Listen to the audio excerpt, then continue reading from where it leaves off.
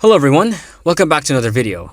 This is going to be a very serious discussion that relates to the manga ending of Hitman Reborn. This will be very controversial, and I won't be surprised if I either lose a subscriber or I may get another hate comment. But as long as I get the word out there, that should be fine. Now I want to clarify that, like most things, Hitman Reborn isn't for everyone. It's not, and I'm willing to admit that. In fact, its target audience doesn't appeal to nearly everyone, and like most series, Reborn has some weaknesses. However, when it comes to the topic about the ending of the series specifically, many, and I mean at least 90% and inside out of the fandom were openly dissatisfied with the ending. It got to the point that I feel like all the crap that the ending has received is kind of redundant at this point in time. It got so bad that for whatever reason, people demanded for the ending to be scrapped off if the Hitman Reborn anime remake were to happen, which made me wonder why would they want to scrap off something from the original source material, but okay. Now, I want to make things perfectly clear and blunt that the ending of Hitman Reborn is not objectively bad. Granted, it's not objectively good either, but I just want to point out that the ending is not as bad or as terrible as people say it is. I want to at least politely provide evidence to my sentiment and offer a counterpoint of view in hopes to the viewer to see the ending in the same way as how I see it. The evidence in question is none other than the manga itself. Of course, I would like to encourage discussion in the comment section to whether you agree with me or not. But I also like to encourage you to be mature in the comments. I know this is the internet, but we could all be adults here and have a safe discussion about a fictional story. Please, that is all I ask for. Also, you may notice that I didn't include any soundtrack specifically because I don't want the viewer to be distracted and I want to set my word straight and clear. I know I've already talked about this in my Tsuna analysis video briefly, but for whatever reason, a year after I made that video, people still didn't get the ending. So I will do my best not to repeat myself too much. It's not really the video's fault this time. In fact, I thought I did deliver good points in that video. I'll even say it is one of my favorite videos of all time, as I worked hard for it. I'll even say for those who may be new to the channel and finish the series completely, I recommend checking it out by chance.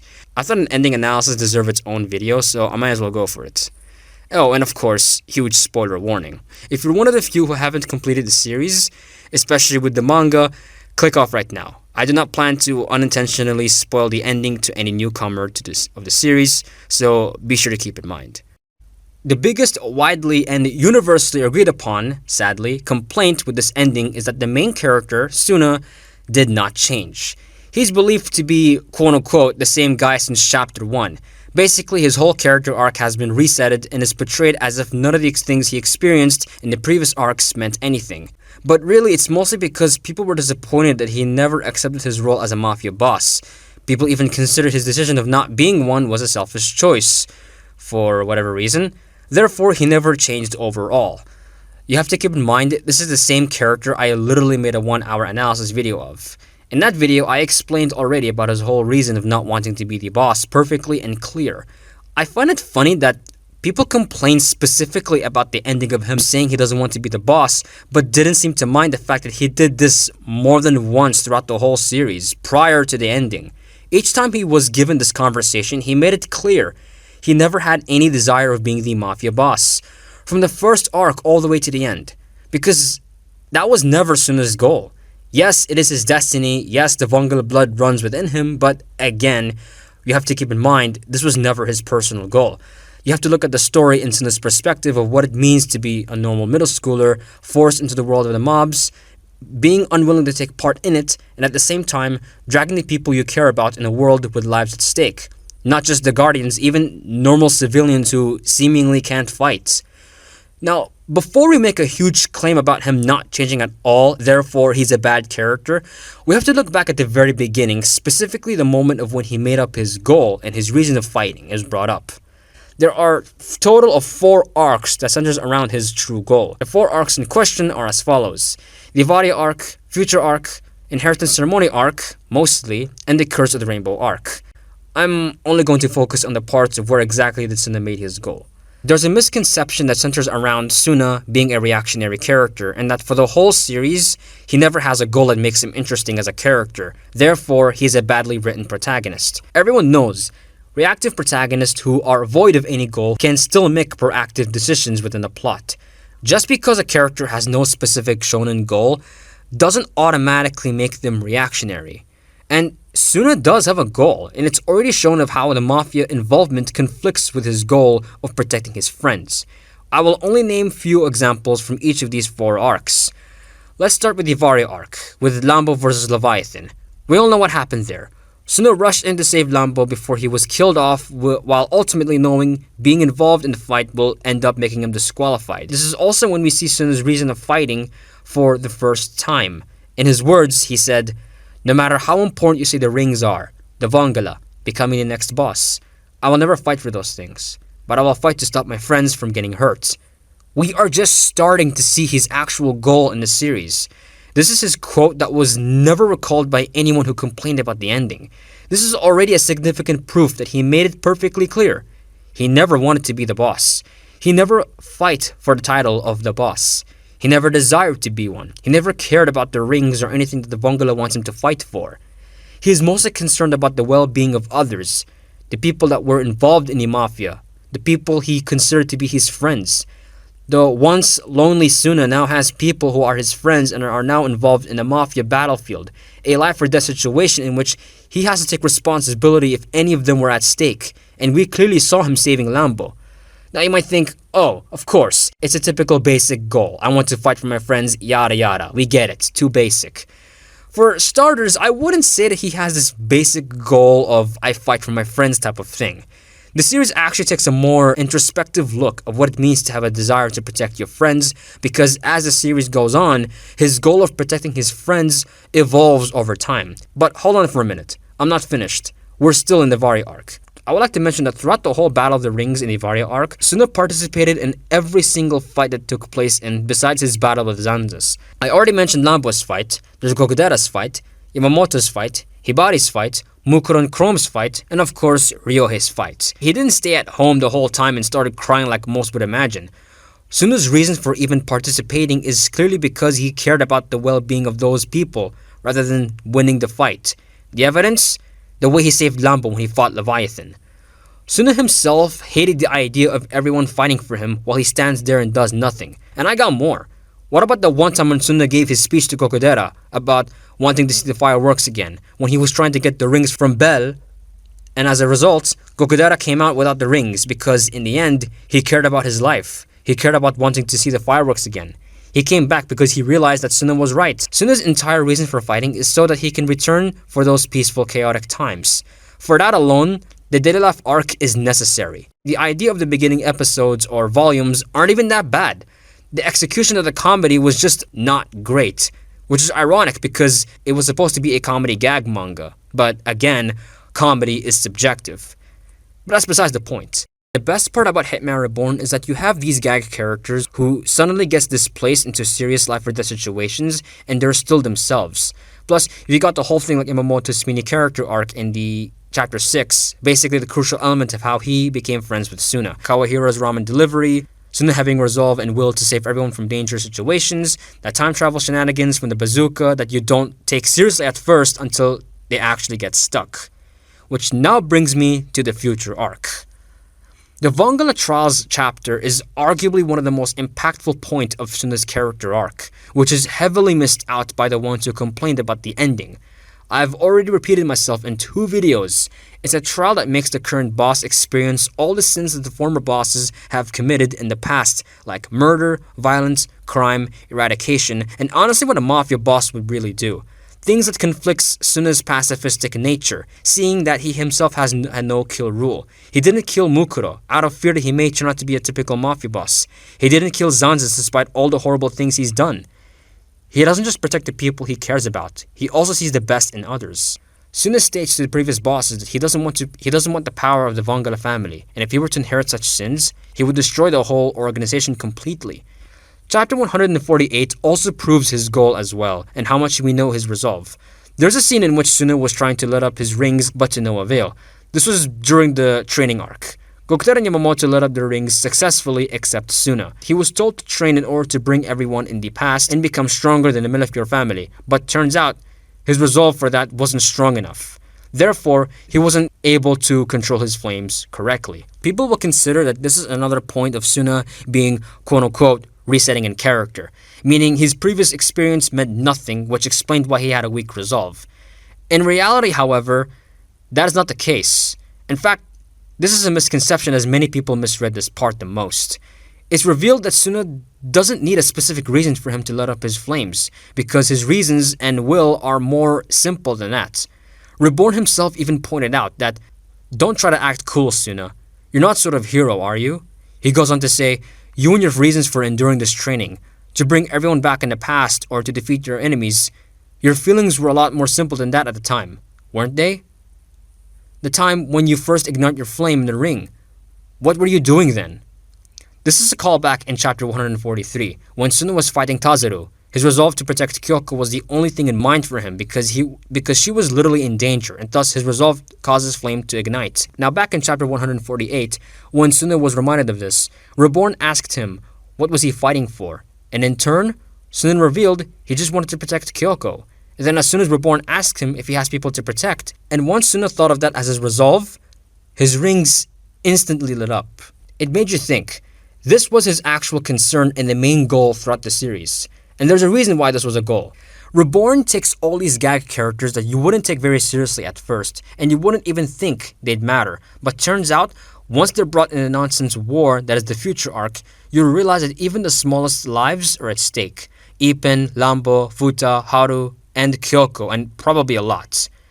Tsuna doesn't just have to worry about his own guardians now. Even the people that I just named also have their lives at stake too. It's like people who hated Tsuna seriously expects this middle schooler teenager to be able to cope up with all this pressure that's being built on him. Since the Daily Life arc, he has to deal with studies, his dad, being forced to be a mafia boss, saving others, all the way to currently.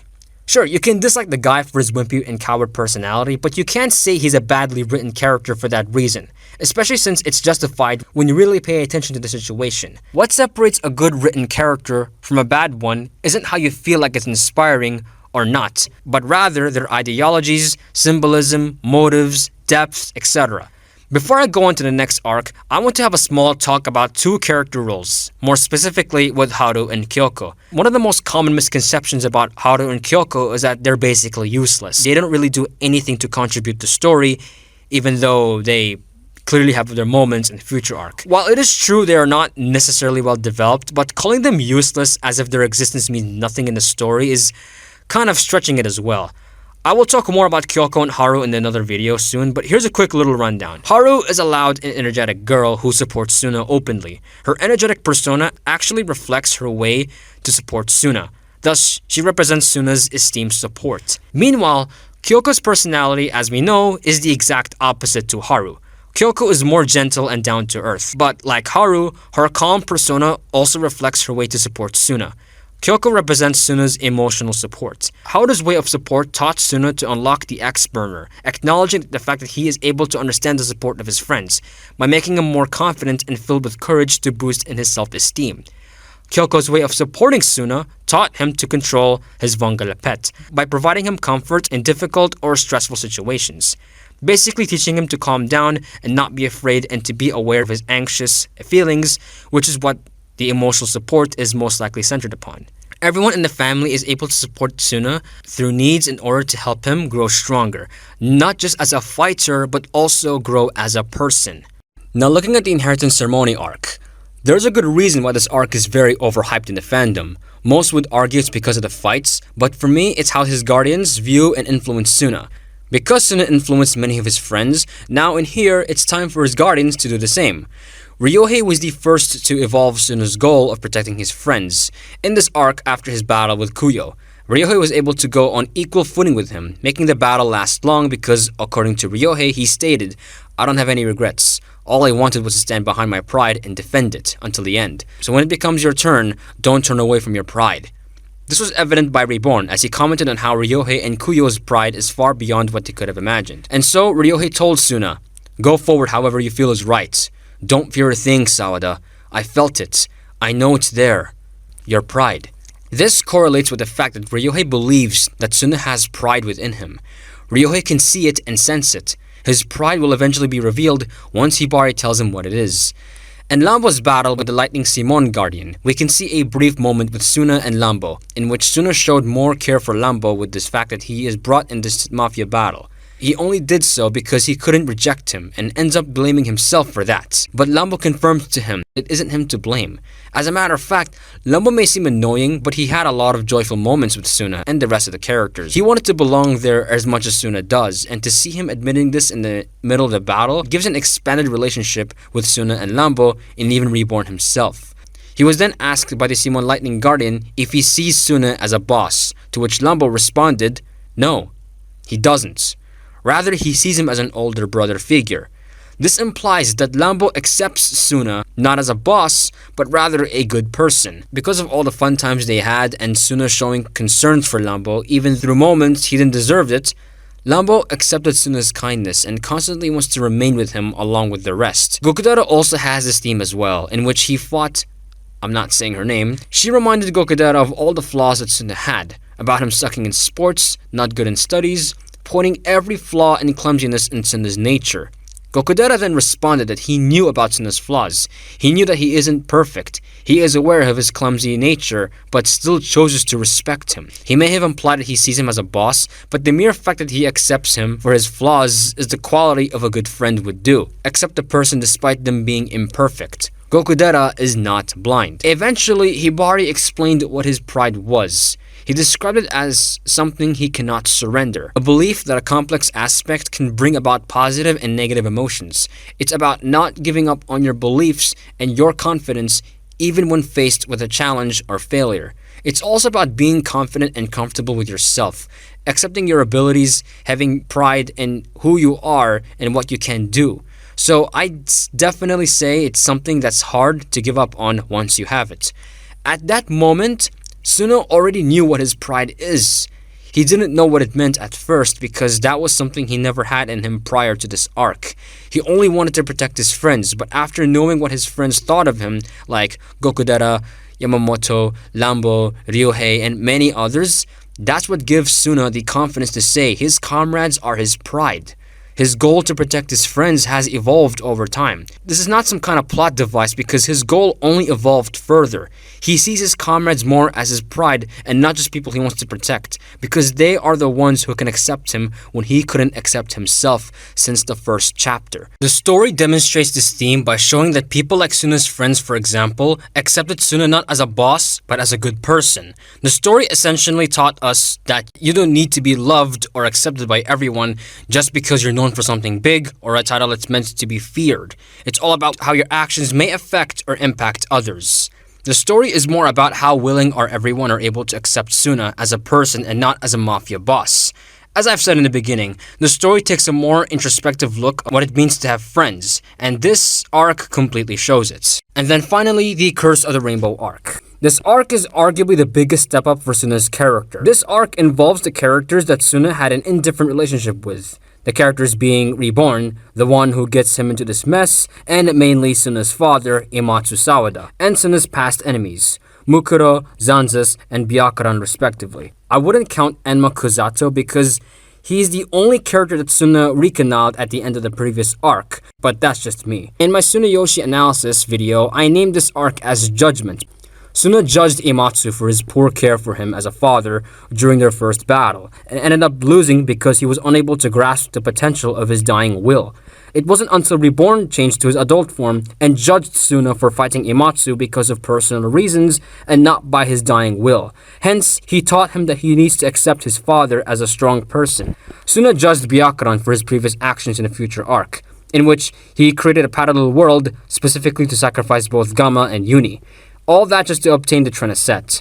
It wasn't until Byakuran sacrificed himself to protect Tsuna and to confirm to him that it was because of Uni's influence. He felt similar to Tsuna in the future. He felt the same regarding Uni. He wanted to do the things properly and give it his best for the sake of that child, and as a result, became a representative in Uni's team for the sake of protecting her. Reborn is the final character to be judged by Tsuna.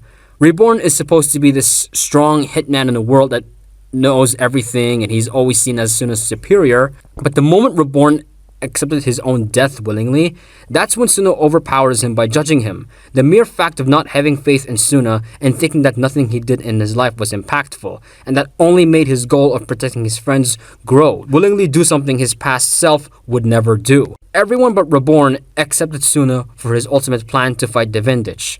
This is a sign that everyone, including his friends and past frenemies and people he has a tie with, to fight for him, since none of them are shown to have an issue with, including Mukuro Rukudo, the person that eventually decided to team up with Tsuna later on.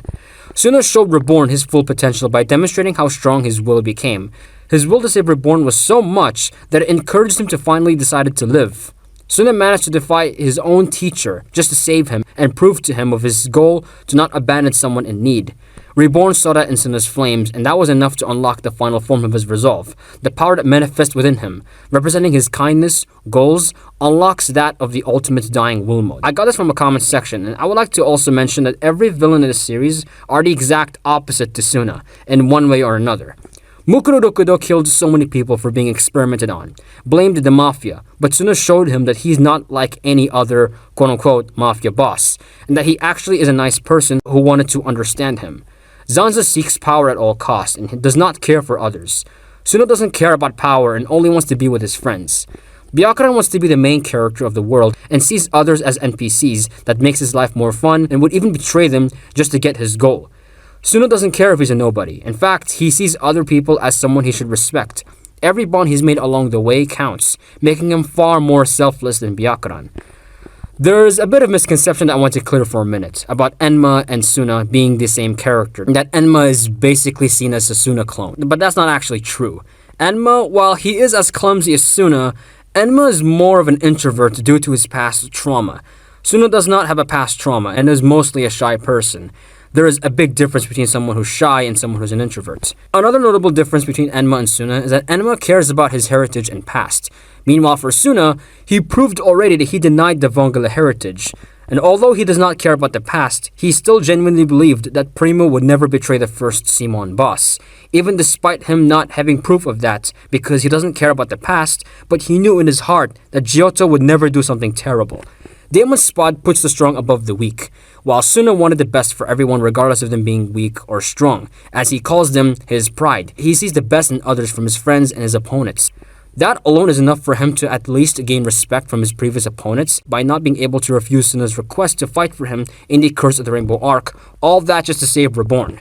There's also Bermuda, an archibaldino who was abandoned by Checkerface, and his flames of night to him represents despair. But Tsuna is not abandoned. He said himself, his flames comes from hope, due to being accepted by everyone around him. Ultimate Dying Will mode represents acceptance, his kindness and humanity, a will that allows him to see something in himself that he never knew that it existed. And no, I'm not talking about an alter ego. It's an aspect that exists within himself, and it's due to his goal of saving his friends and accept them. This all leads to the ending. We see Tsuna struggling with his studies, struggling to get his crush, struggling with the same things he used to struggle with since the first chapter, but mostly him saying he does not want to be the boss. People will see this and say this is a bad ending, this is a garbage ending, this is not how you write an ending. Tsuna learned nothing, he's still the same guy, he's still a loser. Insert bad take here. But you'll realize the more you read, it tells you here Tsuna not changing is sort of the point of the story. He didn't need to prove himself anymore.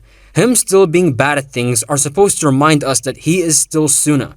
He still lacks talent. He still lacks intellect. He still lacks certain aspects. But the one thing that never changed about him as well is his kindness and what he does to earn respect of his achievements. What we just saw here are his flaws being present. Something that Tsuna is not good at. It tells us that he is not a perfect human being. He is still an average person like most of us who lacks talent, and he is still a regular person overall. But it's all different now because he finally has people that can accept him for his kindness. Accept him for what he's done to impact everyone around him. What he's done to earn that respect.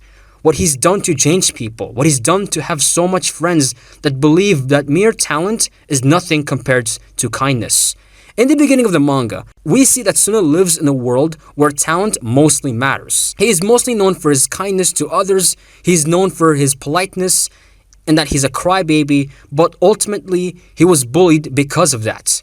He is different than most people because he is mostly nice, but he doesn't have or show something that makes him remotely talented, intelligent, good at picking girls, being athletic, and so on. But what he's done to convey his kindness through his achievements shows that Tsuna's kindness overshadows these kinds of things. Yes, you will have flaws in the future. Yes, you will still be bad at things, but you should be reminded that you are still yourself. You are still you. You have your existence. You have your own heart. You have your own color. You don't need to become something big to be accepted by others.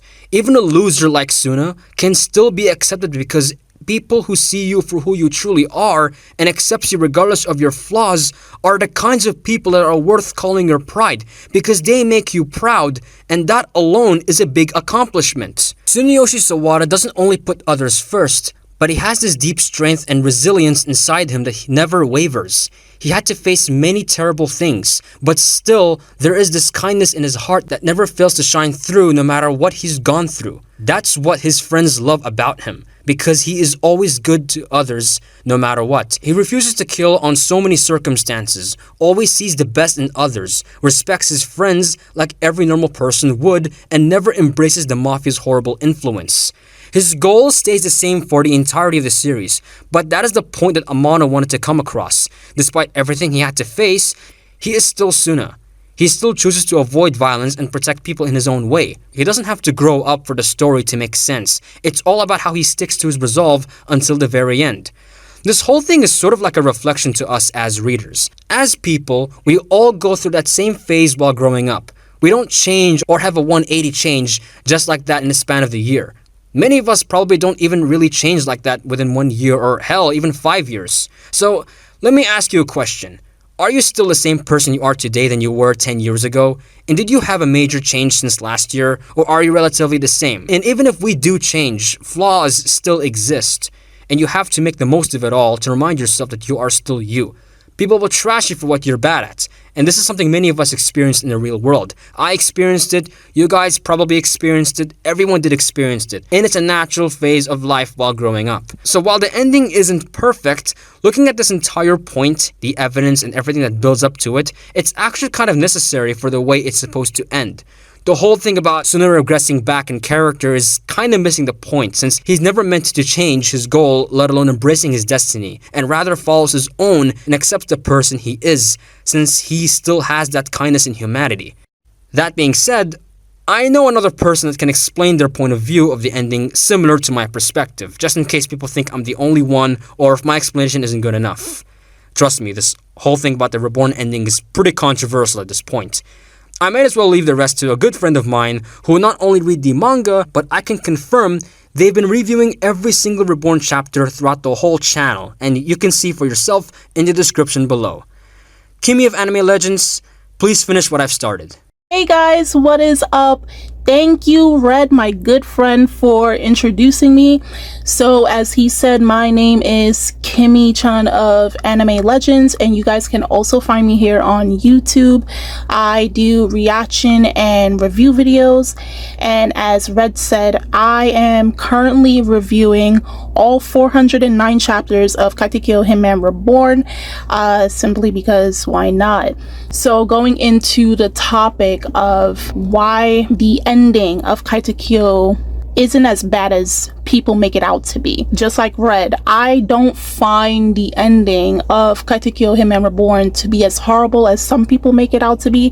If anything, it's a pretty standard, probably one of the better endings that we've had for a shonen series over the last decade. And so knowing how Katekyo started, obviously it was originally put together and published back in 2003, and it started off as a gag series, okay, with the first 62 chapters dedicated to the daily life arc, which introduced several reoccurring characters as well as the main protagonist and Derogatus of the series, Tsunayoshi Sawada, as well as Derogatus Reborn, whose name is of the title. So knowing how the series began and how it ended, of course there was a shift after chapter 62 where it went into action, adventure, drama, and so on and so forth. And I'm sure there are other people as well as Red that enjoyed the ending and find that it is not as horrible as people make it out to be. In the beginning of the series, chapter 1, we have it where Reborn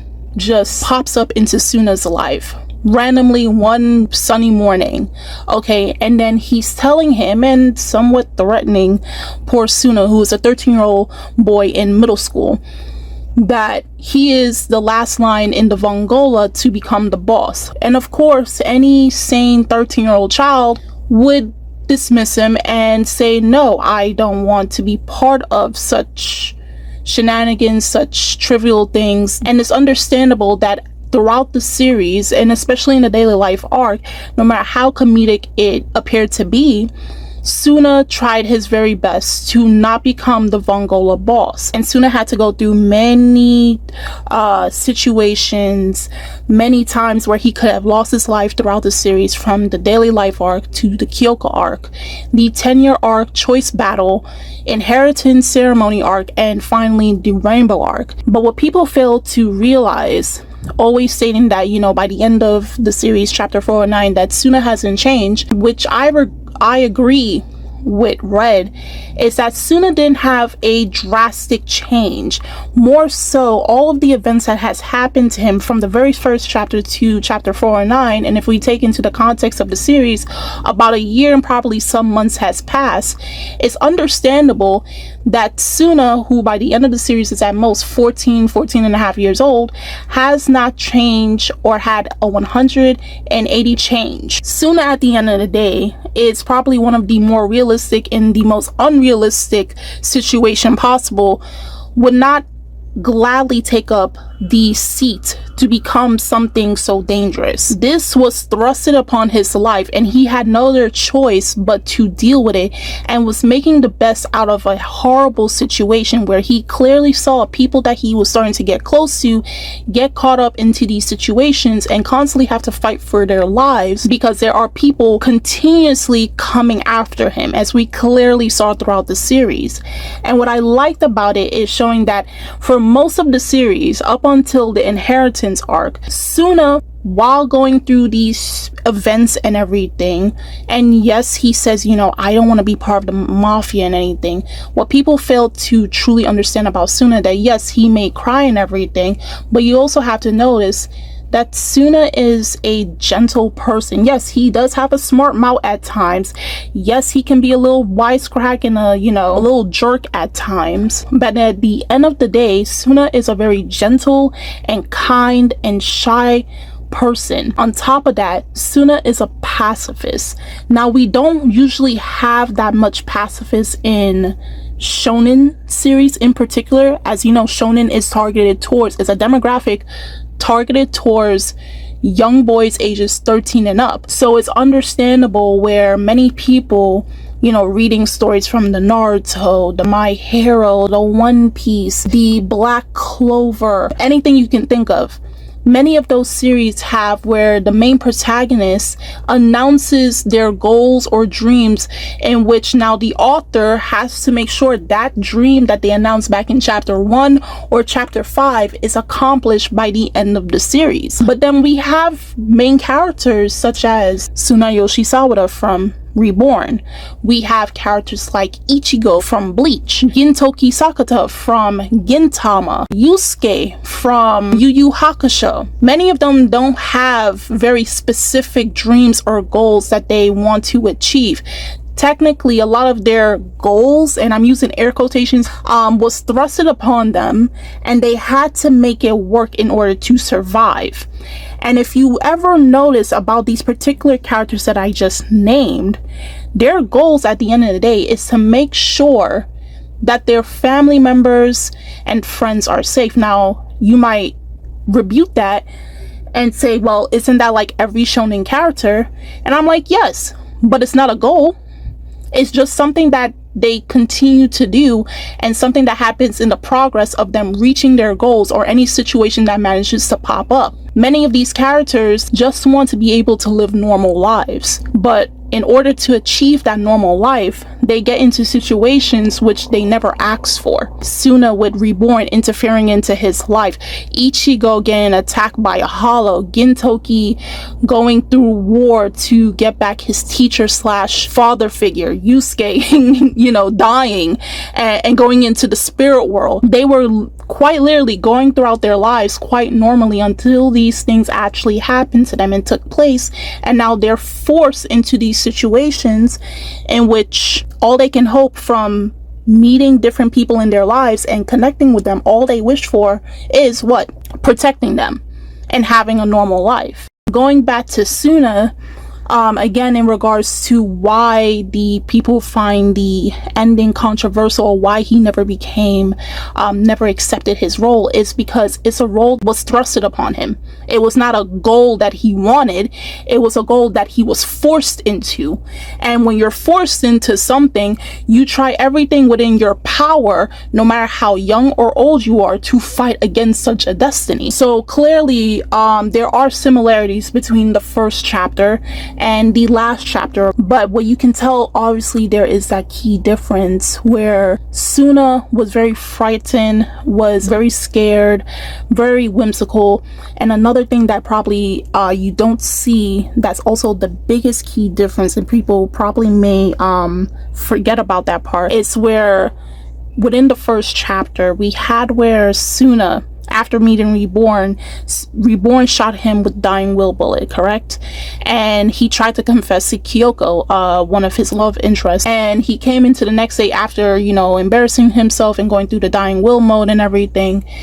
He says, you know what, I might as well give up. But then when you read chapter 409, despite him saying, because there was a point in time where Reborn left Tsuna for a week, and Tsuna was still no good at academic work. He was still no good at sports, right? Something that has not changed since the first chapter, but he wasn't so hard on himself. He realized that he needed Reborn, but he also realized that even though he may have grew a little, even though he's still no good at sports, still no good at academic works, he has changed a little bit. He grew a little taller. He gained a little bit more confidence in himself, a little bit more reassurance in himself, something that you did not see within the first chapter.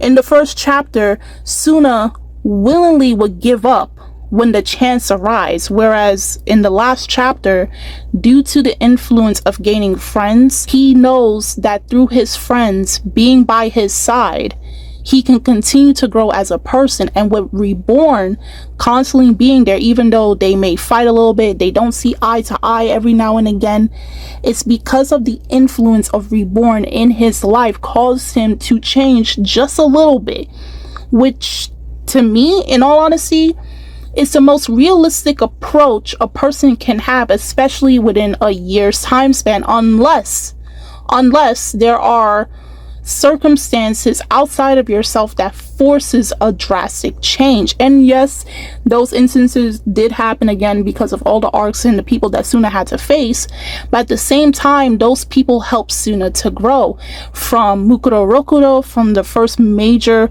serious arc of the series, the Kyoko arc, then to the 10-year arc with Byakuran, then to Diamond Spade from the Inheritance Ceremony arc, and then finally to the arc of Mileno. They help to develop Tsuna's character, but at the same time, Tsuna remained who he is at his core.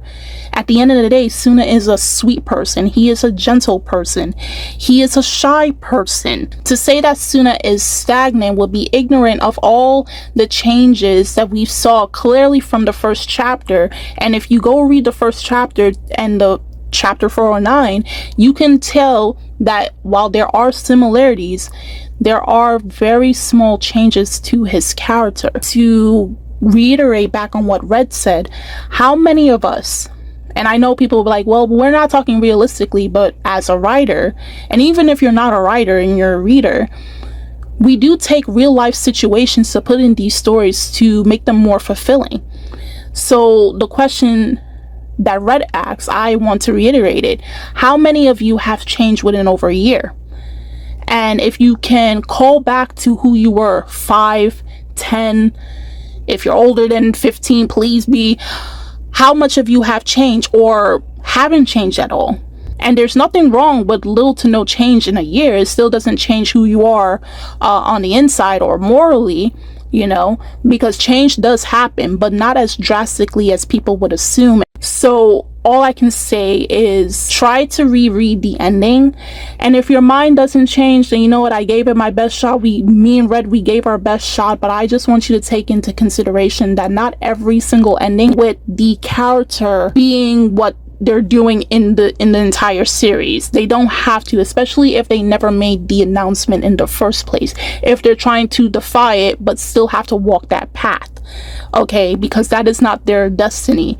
Also with Tsuna not changing, in some way yes, but in the other way he has changed, not drastically, not a full 180 change, but he has changed somewhat.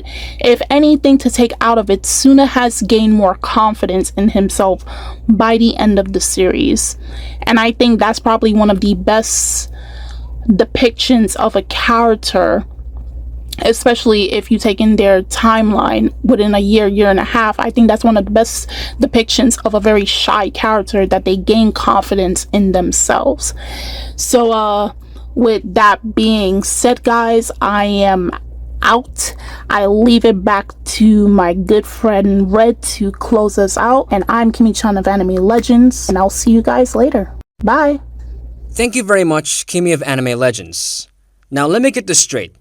Before you blindly disagree with everything said here, you just listened to every evidence, you saw every proof, every panel, and everything that's said with me and Kimi here that we worked hard for. We wouldn't defend the ending for no reason, especially with how long the video is. Dear Hitman Reborn fans or non-fans, after listening to every piece of information, everything that's said perfectly and abundantly clear along with my collab partner, do you still genuinely think, in any shape or form, that the ending is badly written?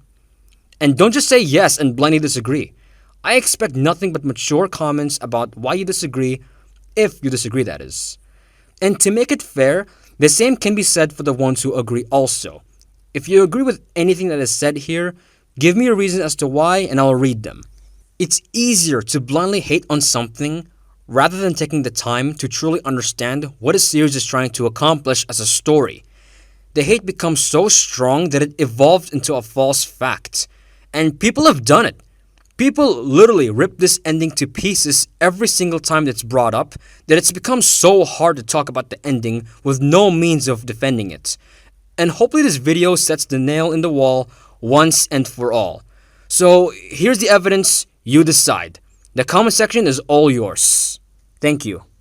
Take care, have a great day, and see you soon.